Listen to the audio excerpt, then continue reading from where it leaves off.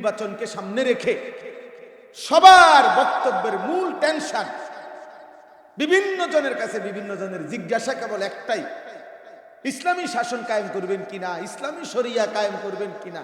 মাথা ব্যথা শুধু এটা নিয়ে। এইটা যদি বলেন যে না এখানে এগুলো নিয়ে টেনশন করুন লাগতো না, হ্যাঁ তাহলে আগান। শুধু শুধু এটা কইতে একটা এটা এটা এটার থেকে যদি ঘুরতেন পারেন, অন্য কিছু কইয়া জোড়াতালি দিতেন পারেন, তাহলে সমস্যা নেই। সমস্যা শুধু একটাই, আল্লাহর বিধান, রাসূলুল্লাহ সাল্লাল্লাহু আলাইহি সাল্লামের বিধান, এটা শতভাগ মানবেন, এ কথা বলতে পারতেন না। এজন্য পৃথিবীর এটা একটা চিরন্তন বাস্তবতা। কোন পাপী, কোন দুশ্মন, কোন দুনিয়ালুবী, কোন নাফরমান, আল্লাহর অবাধ্য শতভাগ ইসলামকে মেনে নিতে চায় না। কারণ মেনে নিতে চায় না। রাসূলুল্লাহ সাল্লাল্লাহু আলাইহি ওয়াসাল্লামের জামানায় সম্ভ্রান্ত নারী চুরি করছে, উচ্চ বংশীয় নারী, নবীজি সাল্লাল্লাহু আলাইহি সাল্লাম হাত কাটার বিধান দিছে।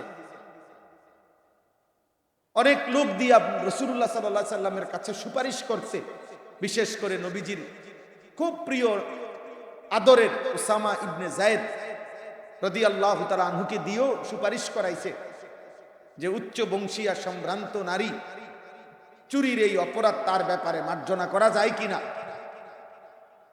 তখন আল্লাহর নবী সাল্লাল্লাহু আলাইহি ওয়াসাল্লাম স্পষ্ট ভাষায় বলছিলেন, ওয়াল্লাহি লাউ আন্না ফাতিমাতা বিনতে মুহাম্মদ সারাকাত লাকাতাতু ইয়াদাহা। আল্লাহর কসম, যদি মুহাম্মদের কন্যা ফাতেমা চুরি করে, আমি মুহাম্মদ নিজে তার হাত কাটব।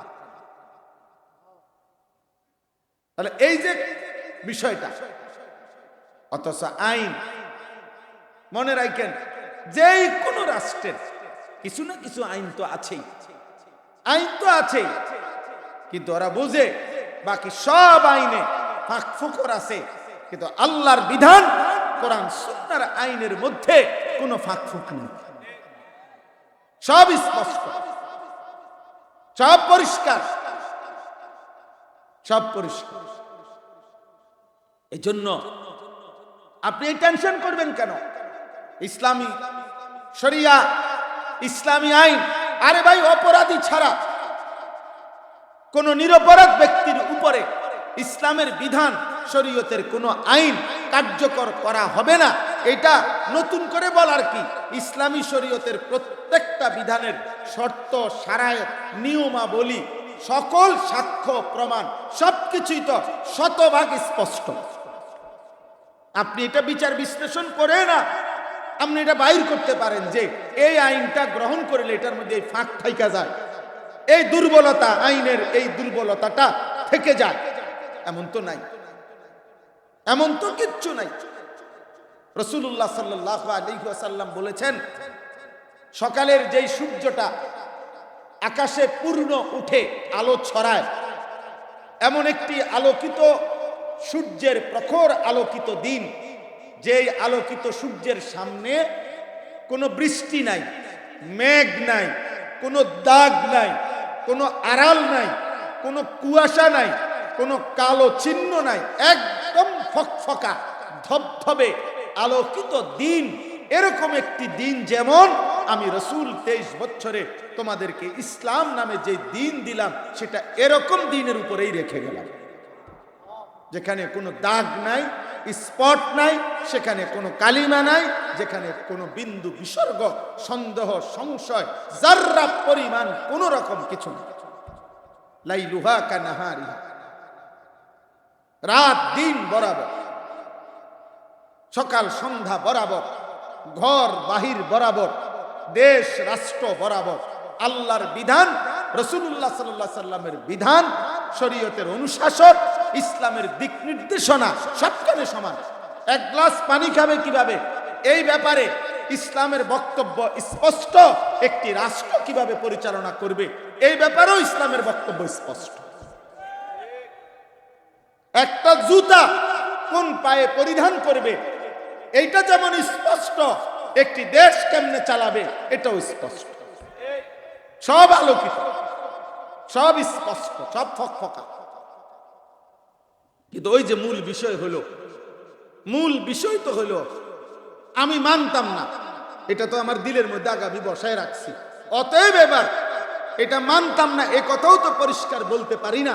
অতএব এটার জন্য এবার যত নয় ছয় কথা বলতে হয়, যত যুগ চাহিদা, বর্তমান বিশ্ব প্রেক্ষাপট, আধুনিক বাস্তবতা ইত্যাদি ইত্যাদি, পারিপার্শ্বিকতা, বিভিন্ন প্রতিকূলতা ইত্যাদি, যত সুন্দর শব্দ, শুদ্ধ শব্দই কোরআনের বিপরীতে, ইসলামের বিপরীতে, আল্লাহর বিধানের বিপরীতে আপনি পেশ করেন, সব ভুয়া,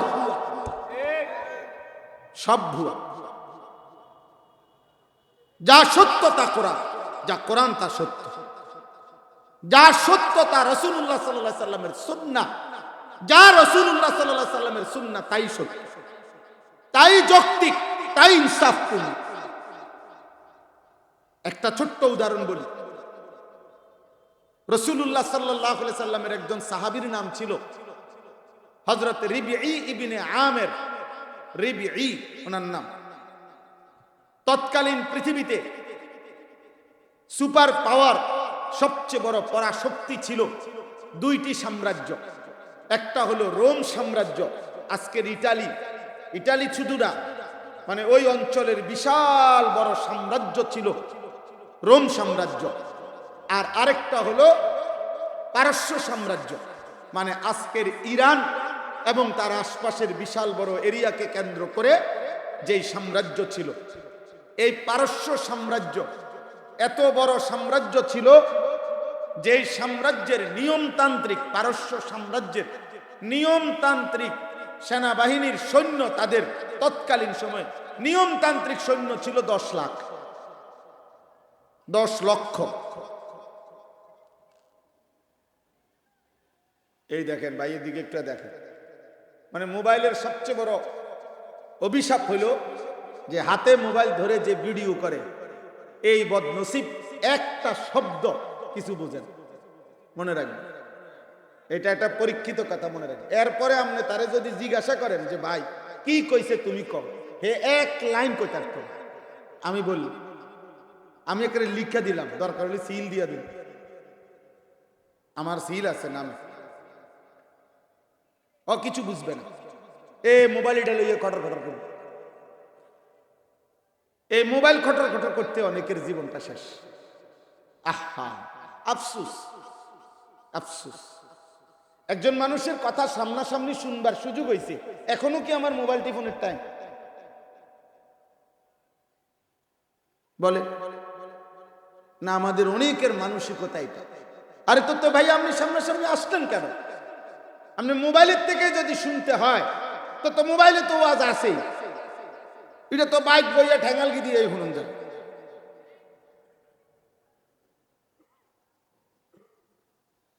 আশ্চর্য বুঝ আমার, এই দুঃখের কথাটা আমি অনেককেই বুঝাইতে পারি, কোনোভাবেই বুঝতে চাই। যেমনি হোক, যত কৌশল করে হোক, একটা ছবি উড়াই, জীবনের সফলতায় হুজুরের সাথে একটা ছবি উড়াইছে, মাটির তলে দিয়া হোক, চাঁদের দেশে গিয়া হোক, যেমনি হোক একটা ছবি উঠাইতে আসছে। আমার দুনিয়া আখেরাত কবরের আযাব, আমার 14 গোষ্ঠীর বংশের আযাব মা। যেখানে ফিরতে আইবে এনে তো ছবি দেখাইবে, যে আশরাফি হুজুরের লগে ছবি, ফেরেশতা কবি ইন্না লিল্লাহ, তাই তো আপনার ফেটুন যেত না। আপনার ছবি যেহেতু আশরাফি হুজুরের লগে, আপনার কেমনে ফিটবো? আল্লাহ আমাদেরকে বুঝ দান।